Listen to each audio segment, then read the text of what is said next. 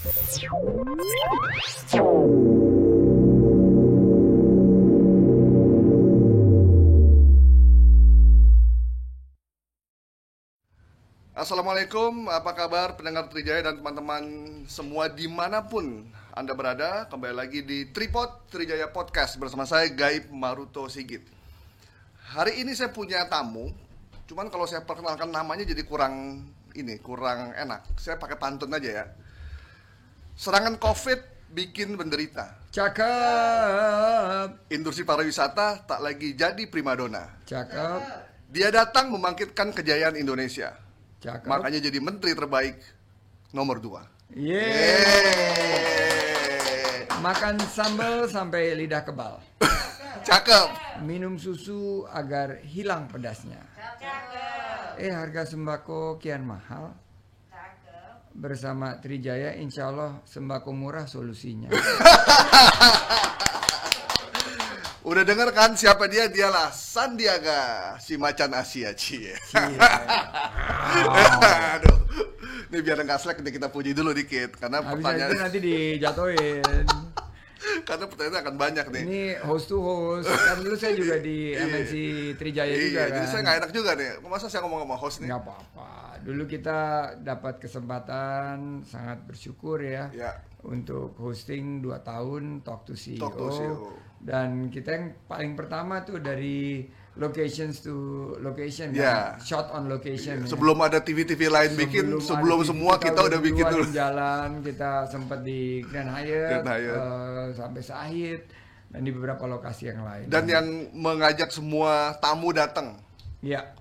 Jarang-jarang kita ngomongin tentang CEO satu orang, tamunya sebegitu banyak. Iya. Biasanya kan talk show aja yang banyak. Betul. Jadi CEO ini dapat kesempatan juga berinteraksi dengan para pengusaha-pengusaha muda, dan juga yang menarik ini sebetulnya sih kita jadi inovator yang paling pertama gitu loh. Dan mungkin beberapa CEO yang kita wawancara sekarang udah kalau dilihat satu udah jadi gubernur. Pak Anies Baswedan. Terus ada beberapa yang udah jadi menteri, ada yang udah jadi top CEO banget. Ya, jadi ada yang udah jadi owner juga. Ada yang udah jadi owner. Iya, luar biasa. Hostnya jadi menteri. Hostnya sekarang jadi tamu. Tamu dari Pak Gaib. Oke. Bang Sandi, ini Bang Sandi kan nih kemarin dinobatkan jadi menteri terbaik nomor 2. Tapi banyak orang nggak kaget juga karena ketika pariwisata itu agak lumpuh ketika COVID dan Bang Sandi masuk tiba-tiba kembali bangkit. Predikat juga naik. Kemudian orang menjadi kan di Instagram juga ngelihat, wisata udah banyak banget nih perjalanan segala macam. Apa yang menjadi gimana kesan ini menjadi menteri terbaik nomor 2? Apakah ini pilihan yang tepat atau salah kali datanya nih? Pertama-tama itu kinerja dari seluruh kementerian, tentunya dengan arahan dari Presiden.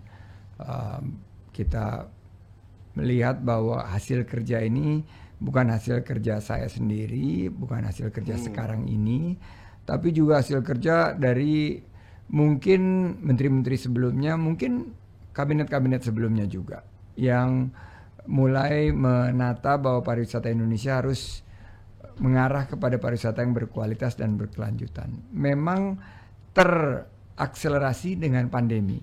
Kita mengubah wajah pariwisata dan ekonomi kreatif kita, lebih mendorong bukan hanya jumlahnya. Jadi kalau dihitung berapa jumlah wisatawan mancanegara, tapi kualitasnya. Apa dampaknya terhadap ekonomi lokal, bagaimana meningkatkan pengalaman dan kenangan, dan juga kenyamanan bagi para wisatawan dan dampak lingkungan. Jadi saya melihat bahwa kemarin apa yang disampaikan bahwa kita mendapat apresiasi ini merupakan satu motivasi untuk seluruh tim di Kemenparekraf bekerja keras. Karena kita ini bekerja sebagai teamwork. Tidak ada Superman, yang ada super team. Dan di Parekraf ini adalah teamwork. Kita fokus kepada kerja bareng, kita sebutnya gercep, gerak cepat, geber, gerak bersama, dan gaspol, garap semua potensi. Luar termasuk biasa. online. Nah, ini kan ada rencana pengembangan 65 desa di 6 destinasi pariwisata prioritas. Banyak orang tanya, kenapa cuma 65 dan kenapa cuma ada di daerah 6 prioritas itu? Ya, pertama di Indonesia ada sekitar 85.000 desa. Sekitar 10% memiliki potensi wisata alam dan wisata budaya. Dan sampai hari ini program desa wisata yang diinisiasi di awal tahun 2010-an gitu baru menyentuh sedikit sekali desa yang boleh dibilang berkelanjutan. Desa-desa ini sangat cantik, budayanya luar biasa dan udah menembus kategori dunia. Seperti desa wisata atau desa adat Pengelimpuran di Kabupaten Bangli. Itu desa terbersih di dunia. Desa wisata Ngelanggeran di Gunung Kidul. Itu juara dunia tahun lalu. Nah, kami memulai program Anugerah Desa Wisata yang tahun lalu berhasil menghimpun 1.831 desa wisata seluruh Indonesia dalam jaringan desa wisata atau kita sebut jadesta.com. Setelah itu kita nobatkan 50 desa wisata terbaik tahun lalu. Nah, ternyata animo masyarakat semakin besar. Dan tahun ini kita berhasil menampung 3.500 desa wisata. Tahun depan kita targetkan 5.000 dan akhirnya di tahun 2024 itu 7.500 yang merupakan hampir 70 kalau 80 hampir 100% dari potensi yang ada. Berarti kita sudah membuka peluang usaha dan lapangan kerja dan menciptakan total 4,4 juta lapangan kerja baru di 2024. Nah, pertanyaannya kenapa masih jumlahnya puluhan? Karena ini adalah desa-desa yang sudah maju dan mandiri. Dan ini yang ada di 5 destinasi super prioritas. Yaitu Danau Toba, Borobudur, Prambanan, Mandalika, Labuan Bajo, dan Likupang. Dan tambah satu lagi yaitu Bali. Jadi 6 destinasi unggulan ini yang sekarang memiliki mungkin mendekati 300 desa-desa wisata yang menopang mereka. Oke. Bang, ini kan kita dari sejak zaman kenal namanya Sabta Pesona.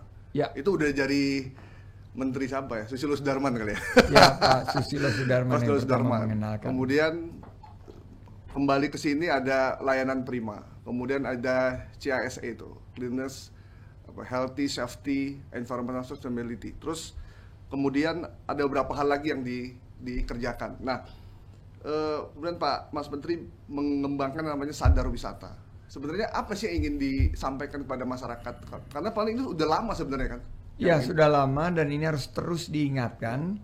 Karena misalnya desa wisata ini kan salah satu alternatif wisata alam yang menghadirkan keunikan. Uniknya itu adalah keseharian dari masyarakat desa sendiri.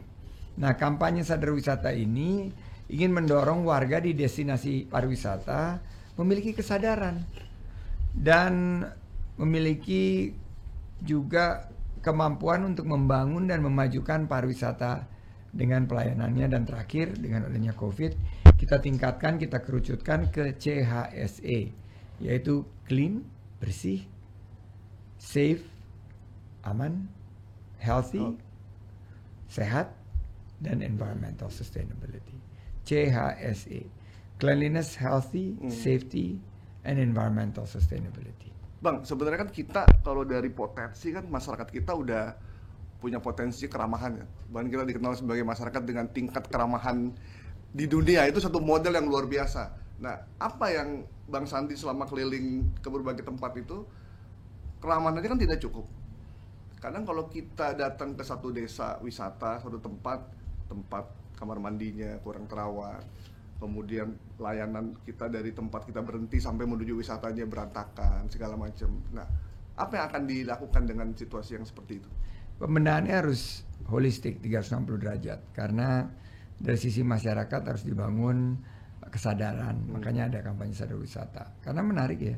Kita data dapat dari salah satu penyedia aplikasi teknologi di tengah-tengah pandemi, kunjungan ke desa wisata itu naik 30%, di mana banyak wisatawan memilih mengunjungi desa wisata itu karena ya menawarkan suatu situasi yang berbeda, alam terbuka dan lain sebagainya. Dan Sabta Pesona ini kan udah menjadi nafas bagi pelaku pariwisata, dan elemen Sabta Pesona plus layanan prima plus CIC ini sekarang sangat krusial. Jadi selain keramah tamahan, orang kan ingin aman dan nyaman juga. Jadi di destinasi wisata, termasuk destinasi wisata di pedesaan atau kita sebut sebagai desa wisata ini, harus memberikan kenyamanan. Contohnya protokol kesehatan. Kan kita was-was nih datang ke satu destinasi, ini aman nggak nih? Tapi kalau kita sediakan tempat mencuci tangan di depan, kita pastikan ada pengecek suhu, ada ketentuan jika berkerumun itu harus memakai masker. Ini akan mengedepankan rasa aman, nyaman, bersih, sehat, dan ada, jangan lupa, keberlanjutan lingkungan. Karena pariwisata selama ini dituding itu menyebabkan sampah, macet, dan lain sebagainya. Nah, justru dengan penanganan pariwisata ini, infrastruktur dibenahi, pengelolaan sampah juga dikoreksi, dan kalau kita lihat penggunaan energi baru terbarukan dan penggunaan air ini lebih berkearifan lokal. Dan keramah tamahan ini juga akan menjadi salah satu selling point buat kita. Jadi semua elemen-elemen ini akan meningkatkan iklim pariwisata yang kondusif dan semakin berkembang ke depan. Satu, masyarakat itu menjadi subjek, menjadi tuan rumah. Dan masyarakat ini yang dia terima adalah masyarakat di tempat lain ya. Jadi masyarakat juga bisa jadi wisatawan sendiri kalau dia berkunjung ke desa wisata lain. Jadi menarik ini konsepnya, bahwa community based tourism atau pariwisata berbasis komunitas ini akan menghadirkan destinasi-destinasi unggulan dari satu desa ke desa lainnya. Dan ini ternyata di sidang umum PBB kemarin saya datang, ini kita diberikan satu penghargaan bahwa penanganan COVID kita ini bisa dikategorikan best practice, dan pemulihan sektor pariwisata termasuk pelatihan SDM pariwisata yang handal ini melibatkan desa wisata sangat memberikan dampak signifikan kepada bukan hanya masyarakat menengah ke atas, tapi juga masyarakat menengah ke bawah yang sudah tersentuh dengan kegiatan pariwisata ini, meningkatkan kesejahteraan mereka. Buktinya, iNews baru saja memilih Kemenparekraf sebagai institusi yang memberikan dampak terbesar bagi social welfare. Jadi kesejahteraan sosial kan ini. Padahal kita tempatnya di ekonomi. Rupanya kegiatan pariwisata ini betul-betul dirasakan dampaknya dalam peningkatan kesejahteraan masyarakat, pemulihan pendapatan masyarakat, dan penciptaan lapangan kerja. Oke, Bang Sandi kan sejak jadi menteri kan udah banyak keliling ya. Pasti kan di situ ada tempat wisata, tujuan wisata yang lama, dan juga ada wisata yang baru. Buatan. Ada buatan. Nah, apa yang pasti ada kelemahan dong? Ada hal-hal yang bisa diperbaiki. Apakah itu semua dituangkan dalam program yang kita diskusikan ini? Dan apa aja yang bisa dilakukan? Inovasi, adaptasi, dan kolaborasi. Ada wisata yang mungkin sudah dari zaman kita masih SD, Puncak, itu masih ramai sampai sekarang. Tapi harus ada inovasinya. Makanya kita tawarkan kereta gantung atau cable car untuk di kawasan Puncak. Ini sebentar lagi mudah-mudahan pembahasannya akan final. Ada di Anyer. Adaptasi ini kita harus hadirkan sebuah pariwisata yang kekinian, karena pariwisata ini harus juga mengacu kepada digitalisasi. Dan ketiga, kolaborasi.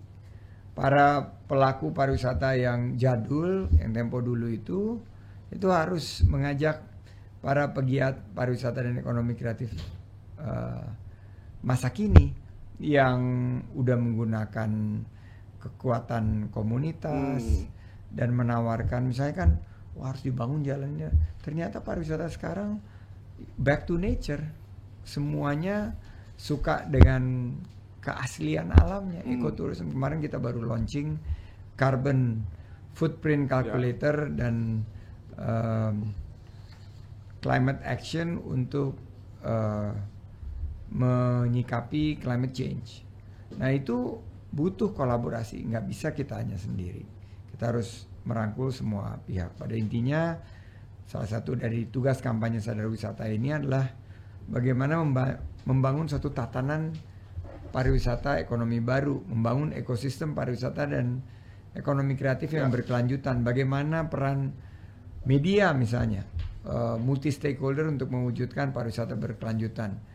Bagaimana narasi ini kita jaga sehingga narasi pariwisata itu nggak negatif, seperti misalnya bus pariwisata nabrak itu langsung citra pariwisata turun. Misalnya perahu tenggelam itu citra pariwisata, atau Borobudur tiket 750.000, wow itu tanpa sosialisasi bahwa itu tentang konservasi, itu akhirnya membawa citra buruk atau negative narratives dan conversation. Jadi bagaimana masyarakat ini juga berperan untuk menjaga tone dari pariwisata ini selalu optimis, positif, penuh harapan, dan akan membawa suatu kemajuan. Dan bagaimana menurut saya pariwisata kita ini tangguh. Target saya tahun depan kan sekarang 4,4% kontribusinya terhadap PDB. Ini tiap tahun harus naik 20% year on year, supaya nanti dengan ekonomi kreatif kombinasi parekraf ini kontribusi terhadap ekonomi kita, PDB kita mencapai 20%. Nah ini yang mudah-mudahan dengan program desa wisata baik yang di Bali, Penglipuran sudah berkontribusi 1,45 juta dolar, Pujon Kidul sekarang 14 miliar per tahun, itu di Malang Jawa Timur, dan ternyata warga desa bisa mendapatkan penghasilan sampai 1,5 juta per bulan dari segi kunjungan wisatawan. Dan juga kalau wisatawan datang kan nggak cuma berkunjung, nggak hanya rohali, rombongan yang hanya lihat-lihat, tapi mereka rojali, rombongan yang jadi beli produk kuliner, makan kuliner, beli-beli oleh-oleh maupun fashionnya. Jadi kampanye Sadar Wisata ini tentunya kita akan dorong. Wisata pesona iya, pelayanan prima, CHSE, beri edukasi dan pelatihan dan pendampingan dalam pola yang berkelanjutan. Nah, Bang, memastikan bahwa itu semua program berjalan bagaimana? Kan pariwisata ini kan bukan cuma tergantung sama kementerian kan? Iya. Kan kita udah otonomi daerah. Iya. Ada gubernur, wali kota, dan bupati yang punya peran luar biasa. Iya. Nah, itu menjadi kendala atau bagaimana? Menurut saya ini jadi kekuatan kita. Justru kolaborasi pentahelix ini harus juga melibatkan bukan hanya pemerintah pusat, pemerintah daerah, tapi juga dunia usaha, institusi pendidikan, media, dan komunitas. Jadi dengan adanya pemerintah daerah kita dapat mitra. Jadi kalau saya lagi kunjungan ke daerah itu ya kita berdayakan bersama pemerintah provinsi, pemerintah kabupaten, pemerintah kota, dan kita punya program-programnya gitu untuk merangkul mereka. Saya nggak melihat mereka sebagai ganjalan, tapi saya melihat mereka sebagai mitra untuk pengembangan parekraf ke depan. Ya, untuk memastikan itu berjalan berarti bareng-bareng ya? Ya harus monef, harus bareng-bareng, dan kita libatkan sosial media kalau ada masalah yang belum jalan tolong dilaporkan, karena kalau udah viral semua bergerak gitu loh. Oke. Nah, ini ada beberapa hal kenapa desa yang menjadi tujuan atau pilihan dari kampanye Sadar Wisata, Pak Menteri? Ya tadi saya bilang ada 75.000 sampai 85.000 desa. Ini yang menjadi tempat tinggal hampir 50% warga Indonesia, penduduk Indonesia. Dan kalau dilihat permasalahan bangsa ini banyaknya di justru di desa-desa ini, tapi juga peluang dan potensinya juga ada di desa-desa. Kita ribut sekarang masalah pangan dan energi, ini yang bisa menyelesaikan justru desa-desa. Jadi dalam menggerakkan pariwisata di daerah ini, sumber kearifan lokal, budaya, dan adat istiadat, kuliner, seluruh potensi wisata di daerah itu akan berkembang dalam konsep desa wisata. Nah, pemerintah mengembangkan BUMDes, terus transfer ke desa. Ini harus kita manfaatkan agar transfer ke desa itu nggak cuma jadi gapura atau jadi bancakan calon kepala desa, tapi misalnya di Lombok, Nusa Tenggara Barat ini sudah kita lakukan, juga di beberapa kampung wisata di Yogyakarta dan Danau Toba, dan 65 desa wisata di 6 destinasi prioritas pariwisata ini selama tahun 2021 sampai 2023 nanti. Kita akan pastikan bahwa sosialisasi sadar wisata ini akan menyentuh setiap pelaku pariwisata dan ekonomi kreatif. Nah, untuk sosialisasi, pelatihan segala macam seperti apa? Kita beri edukasi, kita beri pendampingan, kita beri ilmu tentang pengelolaan destinasi. Bagaimana pendampingan ini juga bukan hanya mengenai mengelola destinasi, tadi kan ngomong toilet. Ya. Tapi kita juga ajarkan mereka bagaimana toilet yang CHSE, yang bersih, yang sehat, yang aman, dan yang berdampak positif terhadap lingkungan. Homestay. Nah, sekarang saya udah tinggal di beberapa homestay. Desa-desa wisata ini udah punya, walaupun mereka bilangnya sih kafe mewah. Apa tuh mewah? Kafe mepet sawah. Terus homestay-homestaynya udah namanya keren-keren gitu loh. Saya kemarin tinggal di homestay di Dieng, namanya Acacia Homestay. Wah, kayaknya berbintang nih, padahal homestay tapi ada air panas, tempat tidurnya nyaman, dan akhirnya kita akan memilih kampanye sadar wisata ini local champion, homestay, pengelola toilet yang bagus, konten kreatif dan digital yang menarik, dan beberapa aspek pengelolaan desa wisata ini ke depan. Karena kalau kita misalkan di laut, misalkan kita mandi di laut gitu, paling yang mandinya mah enak gitu, main di lautnya enak. Begitu kita mau ganti baju, kita cuci, udah situasinya udah, dan itu masih terjadi sampai sekarang. Masih banget. Saya kemarin di beberapa daerah di Banten mengalami masalah, ya. Tapi kita ke Raja Ampat di desa wisata Arborek, wah itu showernya udah kayak di luar negeri. Ini memiliki standar yang sangat tinggi.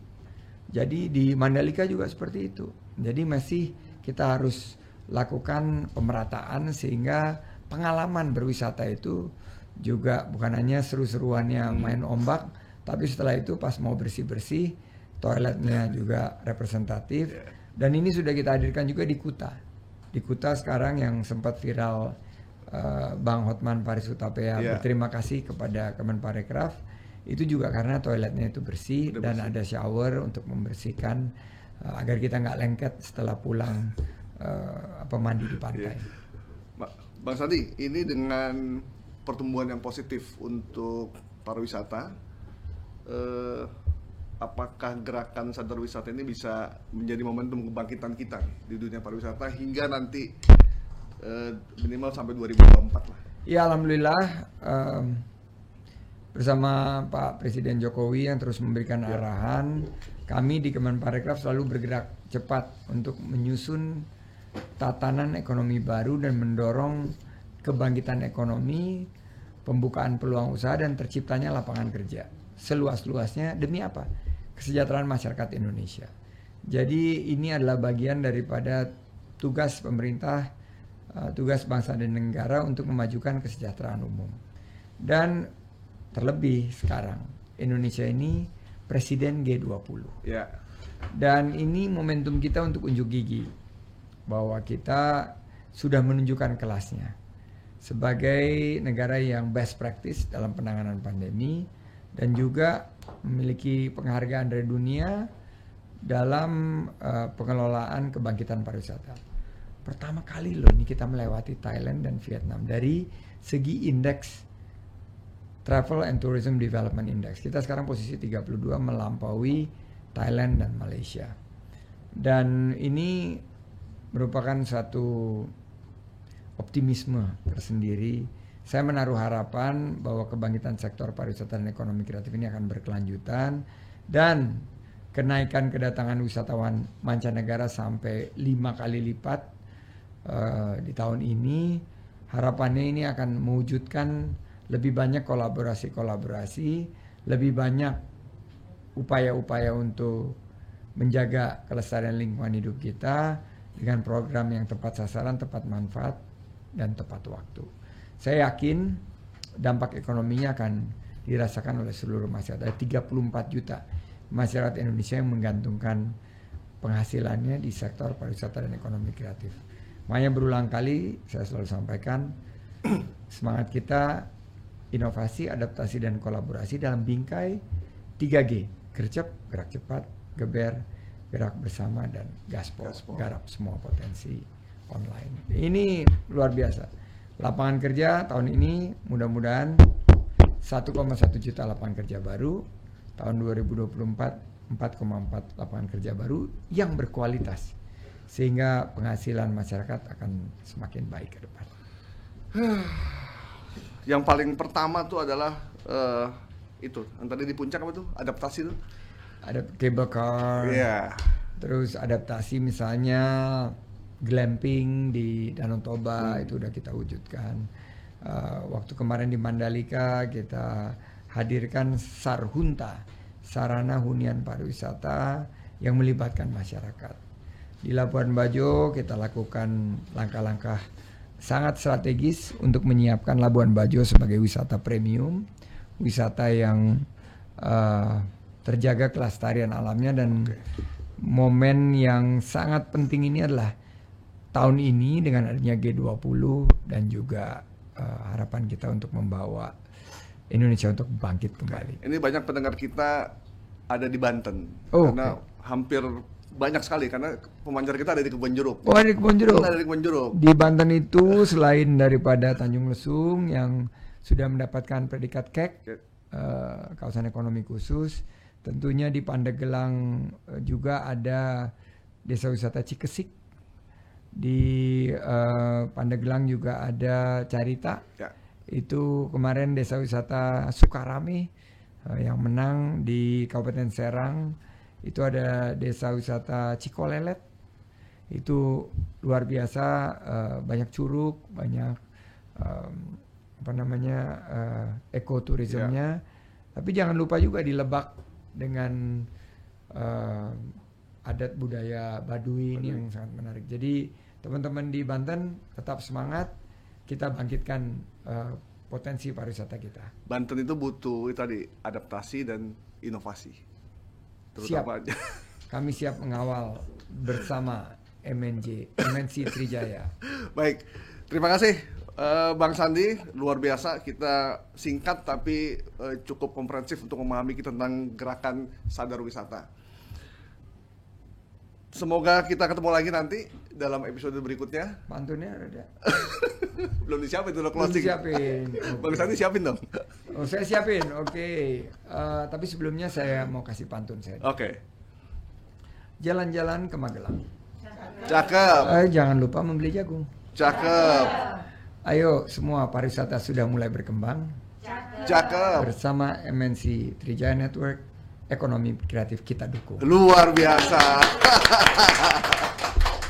Terima kasih dan sukses untuk kita semua. Senang rasanya balik lagi ke Trijaya Podcast, membawa kenangan lama ya.